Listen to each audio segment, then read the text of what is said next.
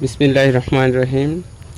বাউরালিয়ার পূর্ণভূমি কালীপুর গ্রাম। এই গ্রামের বিভিন্ন মাজার শরীফে শুয়ে আছে আল্লাহ তাআলার অনেক প্রিয় বান্দা ও আউলিয়া কেরামগণ। আমরা আজকে জানাবো কালীপুরের তথা চট্টগ্রামের আধ্যাত্মিক পুরুষ ডেপুটি শাহ মোহাম্মদ বদিউল আলম রহমতুল্লাহ আলাইহির জীবনের কিছু অংশ। মহান মনীষী মাওলানা শাহ বদিউল আলম শাহ 1856 সালে চট্টগ্রামের জাফর আলী হিলে অবস্থিত বাংলো বাড়িতে জন্মগ্রহণ করেন। জাফর আলী হিলের বাংলো বাড়িটা তখন সরকারি আইনজীবীর বাসভবন ছিল, বর্তমানে যা ডিসি হিল নামে পরিচিতি। শাহ মোহাম্মদ বদিউল আলম এর বাবা মাওলানা আন্নার আলী খান পেশায় সাবজজ ছিলেন। তিনি চট্টগ্রামের সরকারি স্কুলে পড়ালেখা শেষ করে কলকাতার সেন্ট জাভিয়ারে ভর্তি হন। 1883 সালে ডেপুটি কালেক্টর হিসেবে সরকারি চাকুরিতে যোগ দেন, কিন্তু 13/3/1892 সালে বাবার মৃত্যুর পরপর তিনি চাকুরি ছেড়ে দেন। চাকুরি ছাড়ার পর বাংলার মুসলমানদের সেবায় নিজেকে আত্মনিয়োগ করেন এই সাধক পুরুষ। সেকালে মুসলমানদের দ্বারা পরিচালিত একমাত্র ইংরেজি পত্রিকা মোহামেডান অবজারভারের প্রধান সম্পাদকের দায়িত্ব অত্যন্ত নিষ্ঠার সাথে পালন করেন শাহ মোহাম্মদ বদিউল আলম। সম্পাদক থাকাকালীন সময় তার চাচা মাওলানা মোহাম্মদ করিম দাদ খানের হাতে আরবি, ফার্সি ও উর্দু শিখেন তিনি। শাহ মোহাম্মদ বদিউল আলম একজন বড় পীরের অনুসারী ছিলেন এবং সেই পীরের হাতে খেলাফত লাভ করেন। ভারত, বার্মা ও শ্রীলঙ্কার বিভিন্ন জায়গায় বদিউল আলম সাহেবের অগণিত অনুসারী ভক্ত ছিলেন। খেলাফত নেতা ও ভারতীয় কংগ্রেসের সদস্য হিসেবে তিনি অনেক দেশ ভ্রমণ করেছিলেন। তিনি 2 বার সৌদি আরবের হজরত পালন করেন। 1905 সালে নিজ গ্রামে ইজ্জতনগর হাই স্কুল প্রতিষ্ঠা করেছিলেন শাহ মোহাম্মদ বদিউল আলম।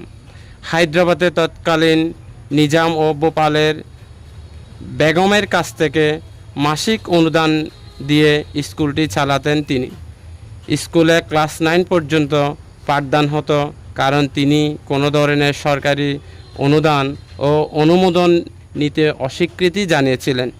ইসলামী দর্শন নিয়ে তার লেখা বেশ কিছু বই আর্থিক সহযোগিতার অভাবে প্রকাশিত হয়নি। 1931 সালে 1 জুন এই মহান ব্যক্তি ইন্তেকাল করেন।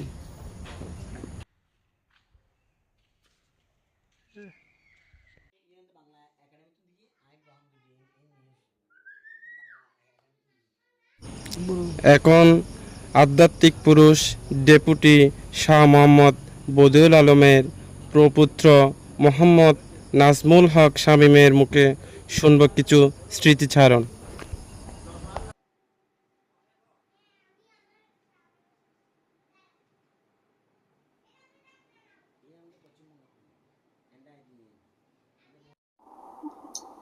ধন্যবাদ দাসকালের ডায়েরি এত সুন্দর একটা প্রতিবেদন করার জন্য কৃতজ্ঞতা জানাচ্ছি। যার প্রতিবেদন করতেছেন তিনি হলেন ভারত উপমহাদেশের বিখ্যাত দার্শনিক ডেপুটি শাহ মোহাম্মদ বদিউল আলম, যিনি একাধারে সুফি, আলেম, সাংবাদিক, রাজনৈতিকবিদ, দেশবিরোধী আন্দোলনের পুরোধা, সাংবাদিকতার প্রতিকৃত, যিনি প্রথম 1892 সালে প্রথম ইংরেজি পত্রিকা দি মোহামেডান অবজারভারের সম্পাদক ছিলেন। তিনি কংগ্রেসের সদস্য ছিলেন। তিনি ভারত উপমহাদেশের ভারতীয় স্বাধীনতার জন্য গুরুত্বপূর্ণ ভূমিকা রেখেছেন, যার পদচারণায় পুরো ভারতবর্ষ কম্পিত হয়েছিল। যার লেখা বই what is man, G universal religion of light of Islam America থেকে প্রিন্ট হচ্ছে এবং অক্সফোর্ড বিশ্ববিদ্যালয় সহ বড় বিশ্ববিদ্যালয়ের পাঠ্যপুস্তক হিসেবে আছে।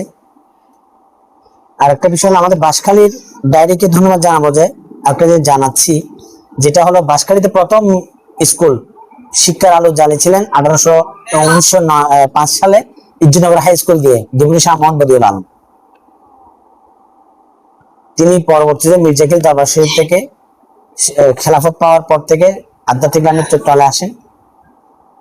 31শে জুন না 1931 সালে 1 জুন উনি ইন্তেকাল করেছেন। প্রতি বছর এই ওনার আস্তানা পাকে ওরস শরীফ হয়। বিশ্বের বিভিন্ন জায়গা থেকে ওনার ভক্তবৃন্দরা আসেন, সবাই মিলন মেলায় ইয়াতে আসেন সবাই। ধন্যবাদ। সুফিবাদের প্রতি বিশ্বাসী যারা দর্শন করার জন্য আসতে চাচ্ছেন, বাঁশখালীতে আসবেন। বাঁশখালীতে অনেক প্রাকৃতিক, ঐতিহাসিক, স্মৃতি বিজড়িত অনেক জায়গা আছে। তার মধ্যে ডেপুটি শাহ সাহেবের মাজার শরীফ দেখার, জিয়ারত করার অনেক দূর দূরান্ত থেকে লোকজন আসে। আপনারা চাইলে আসতে পারেন। এই বাঁশখালীর ডায়েরির মাধ্যমে যদি আপনারা জানতে পারেন, ঠিকানা পান, লোকেশন পান, তাহলে আসতে পারবেন, জিয়ারত করে যাবেন।